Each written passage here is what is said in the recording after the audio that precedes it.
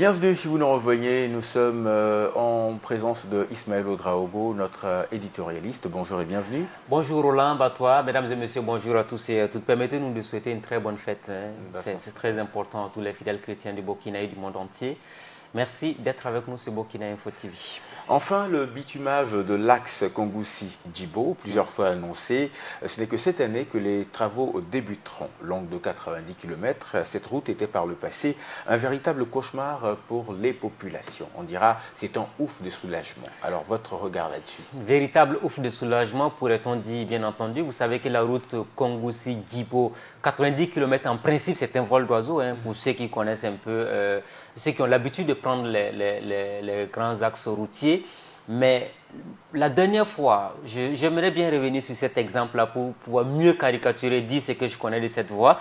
La dernière fois que je l'ai emprunté, c'était en 2013. En 2013, je vous jure qu'on avait fait pratiquement, sur 90 km, plus de 3h30, voire 4 heures sur la route en train de slalomer entre les crevasses et tout ce que cela comporte comme risque et tout.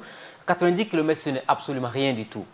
Malheureusement, la route a été dégradée. C'est une route qui n'a jamais du reste été faite. C'est une grande première parce que vous l'avez si bien dit en introduction, c'était une belle promesse qui avait été faite à plusieurs reprises. Même sous la transition, on avait promis effectivement le lancement des travaux de cette route avant la fin de l'année. Et bien cette fois-ci, c'est effectif. Le Premier ministre y était, le ministre des Infrastructures, Bougouma, également y était. Les principales autorités de la région également y étaient. Le gouverneur de la région du Sahel, vous avez également le président du conseil régional, le maire de Djibo, le maire de Kongoussi, bref, toutes les personnes bénéficiaires de cette initiative noble y étaient. Preuve donc avec notamment le bitumage de cette route nationale numéro 22, ce sera donc un ouf de soulagement et je dirais tout simplement cela sera naturellement donc une contribution immense au processus de désenclavement des différentes régions du Burkina Faso et cela va sans doute contribuer au développement de notre pays. D'accord, 2 ans. C'est le délai donc de livraison, je dirais, donc de cette voie-là. Est-ce possible vraiment de respecter ces 2 années-là? Écoutez, vous savez que la route Kongoussi-Djibo est une route à enjeu majeur. Il n'y a pas de raison de ne pas respecter. D'abord, c'est un projet qui est financé par plusieurs bailleurs de fonds. Ce n'est pas un seul. Donc, l'un dans l'autre, chacun voudra sans doute qu'il y ait plus de qualité, plus de transparence dans la gestion de ce projet. Il y a également la nécessité pour le gouvernement actuel également de faire en sorte que les entreprises qui ont été bénéficiaires de ces différents marchés puissent aller au bout, notamment des infrastructures, aller au bout des promesses qui ont été faites afin qu'on puisse effectivement avoir donc des infrastructures de qualité au profit des populations burkinabées sans exception. Vous savez, aujourd'hui, depuis un bout de temps, nous nous avons dit et répété, de par le passé, vous avez eu des entreprises défaillantes, des entreprises qui ont travaillé avec des avenants à n'en pas fini, même si malheureusement, ce sujet-là, Roland, on risque de revenir là-dessus demain ou après-demain, parce que la liste qu'on avait rendue publique la dernière fois avec 16 entreprises, on n'a pas vu une grosse entreprise en tant que telle, ce sont des petites entreprises qui étaient citées. Alors aujourd'hui, il est important de savoir qui fait quoi, qui est capable de faire quoi, parce que une chose est d'aller prendre par l'appel d'offres ouvert, mais l'autre aspect très important, encore le plus déterminant, c'est de pouvoir exécuter comme il se doit le travail qui vous est donné. Dans les délais. Dans les délais impartis. On parle de 2 ans, il n'y a pas de raison qu'en 2 ans, eh bien en 2 ans, on vienne nous dire, sortir un autre argument, oui, on a eu, voilà, on a eu des difficultés, on a eu ceci ou cela. Alors que quand vous regardez un peu les textes qui ont été rédigés sur le sujet, qui a été, le texte du reste qui a été remis donc à toutes les personnes qui y étaient, on a clairement dit les 2 ans, y compris la saison pluvieuse. Ça veut dire que même en saison pluvieuse, on travaillera sur cette voie. Il n'y a pas de raison qu'à la dernière minute, on soit en train de slalomer dans des justificatifs qui n'existent pas. Les 2 ans doivent être impérativement respectés. Toutes les entreprises qui sont bénéficiaires de ce marché important doivent également aller au rendez-vous afin que dans 2 ans, effectivement, on puisse avoir encore une belle cérémonie pour qu'on puisse se dire, quand tu veux quitter Ouagadougou pour aller à Djibo après Kongoussi, eh bien, tenez-vous bien. C'est un vol d'oiseau, 90 km si la route elle est bonne, 45 minutes, voire, enfin, il ne faut pas non plus faire trop la vitesse. Disons plutôt en 1 heure, 1 heure et demie tout au plus, on peut y arriver sans problème. D'accord. Alors, quelles sont les retombées économiques de cette route-là? D'abord, le premier élément. Il y en aura assez. Il y en aura et même assez, et même dirais beaucoup de retombées économiques pour les populations de la région du Sahel. Le premier élément majeur, ça veut dire qu'il y a un aspect très important que particulièrement nous apprécions dans la réalisation de cette infrastructure routière, c'est le fait qu'on va faire ressortir d'autres éléments très importants. Vous avez par exemple la réalisation de forages au profit des populations locales. Vous savez qu'en réalisant une telle infrastructure routière, beaucoup de villages seront traversés, beaucoup de campagnes seront touchées, mais qu'est-ce que ces populations-là auront concrètement au-delà de la route en termes de plus-value? Et là, je pense que ça a été très bien fait. On parle de la réalisation aujourd'hui donc de 17 forages positifs équipés. Forage positif équipé. Vous savez qu'il y a un autre projet très important en matière de construction de forages qui est en gestation au Burkina Faso. Et si éventuellement le gouvernement mettait les moyens nécessaires pour que ce projet-là puisse voir le jour peut-être dans les années à venir, dans 1 ou 2 ans, ce serait une très bonne affaire. Où vous avez des forages de type nouveau, pas des forages indiens comme on a pu le voir, parce que ça fatigue davantage les populations. Il faut encore aller fournir des efforts, pomper, peut-être souvent même passer des heures et des heures au niveau des pompes sans pouvoir avoir de l'eau potable et tout ce qu'il faut, mais ça vient avec du temps. Mais il y a de nouveaux types de forages aujourd'hui qui sont en train d'être promis au Burkina. Ces types-là, c'est quoi? Alors, vous avez un type d'installation avec des forages et avec des plaques solaires.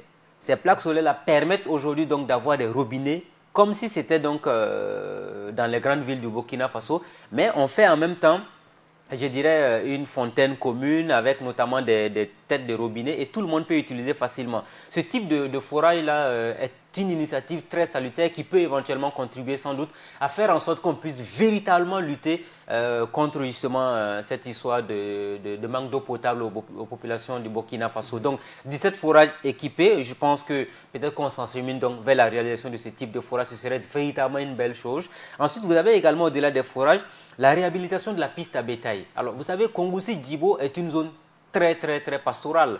Vous avez donc beaucoup, la zone de Djibo est peuplée à majorité de Peuls et de Mossi, les Peuls surtout qui évoluent dans l'élevage. Il y a donc une piste à bétail, ça va éviter sans doute à la longue les problèmes de cohabitation pacifique entre les populations. Souvent, vous savez que les conflits agriculteurs-éleveurs sont liés régulièrement, donc ces conflits-là sont liés régulièrement du moins à ces problèmes d'eau potable, mais problèmes également donc de circulation des animaux et tout. Donc la piste à bétail ou les pistes à bétail vont permettre naturellement de régler ce problème. Alors ensuite, vous avez également donc un autre élément très important qu'il faut souligner. Il y a 3500 arbres qui seront plantés. Alors, vous savez, d'aucuns diront 3500 arbres, mais vous savez que quand on quitte Kongoussi, en remontant vers Djibo, on va vers le Sahel Burkina. Au fur et à mesure qu'on va un peu plus loin, on n'a plus de verdure. Il faut planter utile et cette plantation utile va permettre sans doute d'avoir encore une nature bien fournie. Et puis il y a également un autre aspect très important pour ceux qui suivent régulièrement Burkina Info, on dû le voir, le lac BAM qui a des problèmes actuellement. On parle aujourd'hui donc du suivi de la qualité de l'eau de surface des lacs BAM et Bourzanga. Ça veut dire qu'au-delà également donc des forages, au-delà de la piste à bétail, au-delà également des plantations d'arbres, il y aura également les lacs BAM et Bourzanga qui seront suivis au cours de ces différents projets. Donc, ce sont des éléments assez importants. Voici donc en somme ce que cela pourrait apporter en termes de plus-value pour les populations. Mais parlons des retombées économiques. Il y a un autre élément très important. Lequel? On parle surtout du désenclavement de cette région du pays. Vous savez que quand on regarde un peu, l'exécution de ce projet permettra d'atteindre, selon les autorités, donc les objectifs suivants. Le premier, c'est une réduction considérable des coûts d'exploitation des véhicules. Alors, entre Kongoussi et Djibo, si vous devez mettre 4 heures pour rouler sur une telle petite distance de 90 km, déjà pour le carburant, c'est assez compliqué. Les véhicules sont en mauvais état parce que toutes les voitures qui empruntent cette voie, si vous avez même une petite voiture, si vous vous hasardez sur cette voie, il y a de fortes chances que vous n'arrivez pas à bon port. La dernière fois que nous sommes passés sur cette voie, les seuls véhicules, les seuls types de véhicules que nous avons croisés jusqu'à Djibo, c'était les types pick-up. Que les personnes bizarres souvent utilisent, excusez-moi du terme, mais en fait ce sont ces genres de véhicules que nous avons pu voir sur la route. Ça veut dire qu'aujourd'hui c'est un sérieux problème. Autre point important, il y a également l'accroissement des échanges économiques entre les régions du nord, du Sahel, du centre-nord et celles du centre ainsi que le reste du pays. Ça veut dire qu'il y a un processus de désenclavement continu et puis on terminera donc par une réponse à l'augmentation du volume de trafic sur la route nationale numéro 22, le renforcement des actions déjà menées dans le cadre de la lutte contre la pauvreté. D'accord. Et sommes-nous déjà dans la dynamique de relance, d'autant qu'à vous entendre parler, plusieurs emplois se créeront. Donc, est-ce que nous sommes déjà dans cette dynamique de relance-là? Alors, à coup sûr, oui, en partie, parce que vous savez que quand on dit relance économique, il faut qu'on arrive à le contextualiser, surtout ce mot relance économique, parce que on parle aujourd'hui d'une région bien déterminée du Burkina Faso, la région Kongoussi, Djibo en allant, et puis on a parlé des désenclavements de toutes ces zones. Supposons juste qu'on aille dans un vaste projet de construction, par exemple, des pistes à bétail, parce que c'est sur tout le long de la voie. Sur tout le long de la voie qu'il y aura des pistes à bétail. Ça fait de l'emploi pour les jeunes de la localité sans doute. Vous avez au-delà des pistes à bétail, vous avez également la construction des forages. 17 forages, si c'est bien fait, c'est de l'emploi également pour les jeunes.